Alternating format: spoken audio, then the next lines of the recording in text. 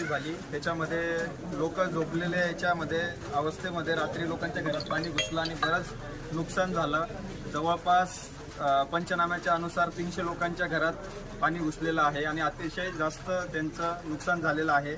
या ठिकाणी कोणती जीवित जर सुमानिकदादा परिवाराने ठरवलं का आपल्याला लोकांना सहकार्य करायचं आहे, त्याबद्दल आमच्या परिवारातर्फे एक धान्य किट वाटप म्हणून आम्ही ज्यांचं नुकसान झालेलं आहे त्यांना आम्ही धान्य किट वाटप करत आहोत।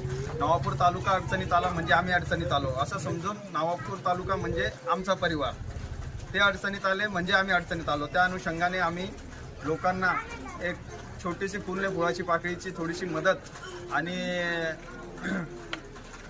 आपले पालकमंत्री आहेत अनिल पाटील साहेब मदत व पुनर्वसन त्यांच्याकडे भाऊसाहेब पाठपुरावा करतीलच आणि लोकांना जेवढं सहकार्य होईल त्यांच्या मार्फत आम्ही तेवढी मदत देण्यास त्यांना कटिबद्ध आहोत।